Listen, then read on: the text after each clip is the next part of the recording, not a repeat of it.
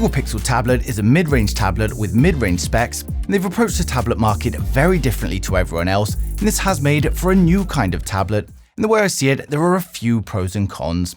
So the main difference with the Pixel tablet is it's more like an addition to your Google Home as well as a tablet, and it also works great for multi-users, so I see it working well as a family tablet that can be shared.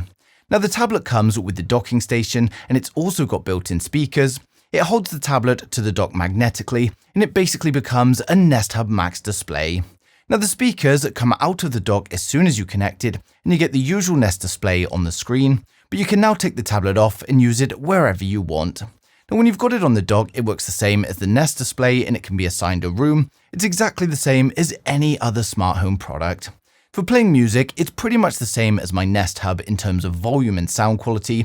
When you remove it from the dock, it's also pretty loud with reasonable quality from its 4-speaker system, but it is lacking a little bit of bass.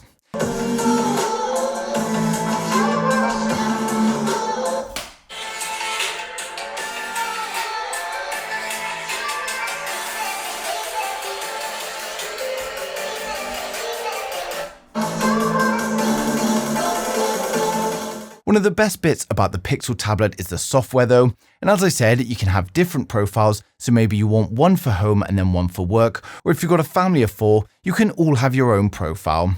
Now switching profiles essentially gives you another version of Android with its own apps and setup, so what you install or how you customize the tablet won't affect the other users.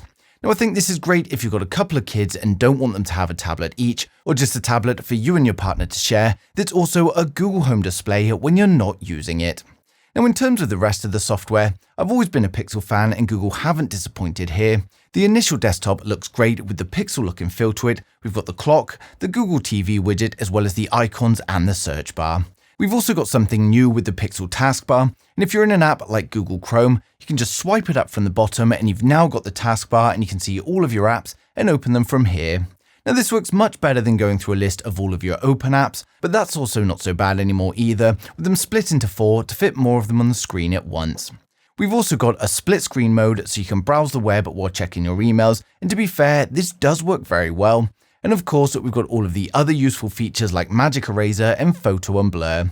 Now, general use of the tablet is also great with the UI running nice and responsively thanks to the Tensor G2 chipset inside. And the only thing I would say is it doesn't feel as smooth as I'm used to, and that's because it's got a 60Hz display. It's a 10.95-inch LCD display with a resolution of 2560 by 1600, and while it is smooth enough, I've been getting used to a 120Hz or even 90Hz display, so it is that little bit jerkier than I'm used to. Now when it comes to the hardware, it's a little bit underwhelming, and we of course have the Tensor G2 with 8GB of RAM and 128 storage. There's an 8-megapixel camera on the front and the rear of the tablet, and they take good enough photos, but it's nothing special.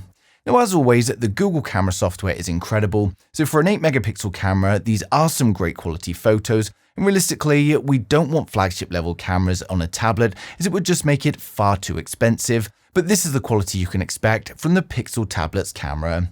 Now for those of you that want to take some videos, we're also restricted to 1080p from both the front and the rear cameras, and you can also only take videos at 30 frames a second, but we'll just take a look at the video samples now.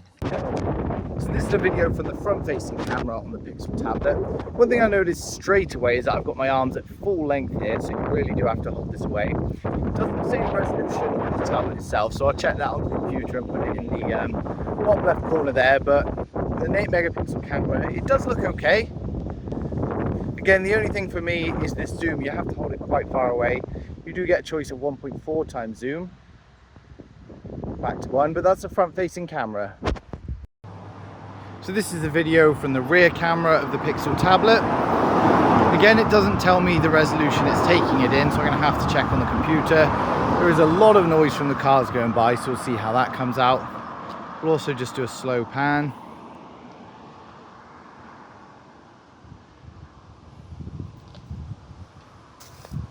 In the viewfinder, it also looks okay, but it does look to be a little bit low quality, but again, we'll see more when we put it onto the computer. Now it's all powered by a 27 watt-hour battery, which easily lasts a day, and it of course charges with the included docking station, or we've got a USB-C port on the bottom.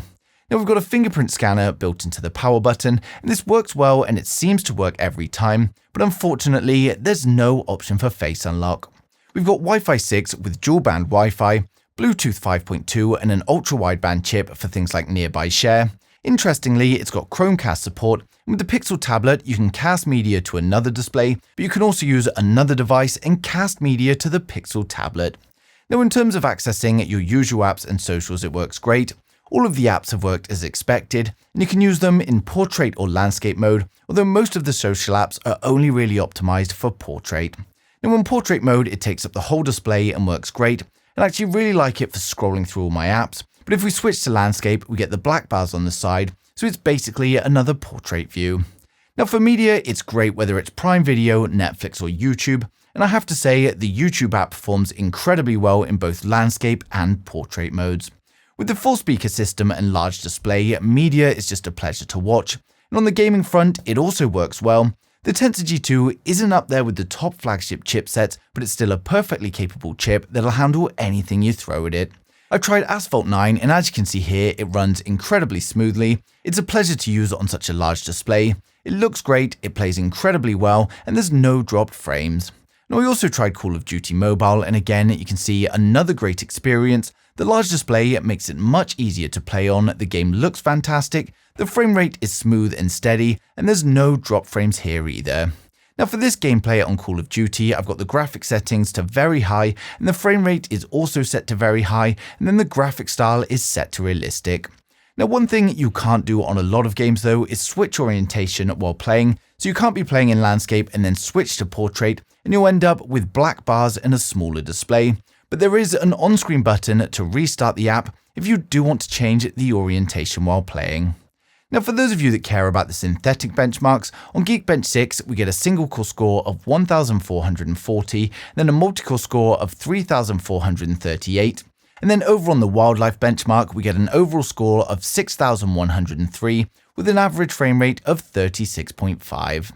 Now the overall design is also nice and simple. We've got nice even bezels all around the edge, and they're not the thinnest, but they're also not the largest. I also like that they're the same color as the rear panel. Now the rear also has a matte finish, which makes it nice to touch, and it also adds a little bit of grip, and it's also good at not leaving fingerprint marks. The tablet as a whole is plain and simple with just the display on the front, and then on the rear we've just got a single camera, and that's pretty much it. Now on to the important question, is it worth the money? Now as I said, it comes with the dock included, and the 128GB version is $499 for those of you in the USA, £599 for the UK, it's €679 for the EU, and then $699 for Canada.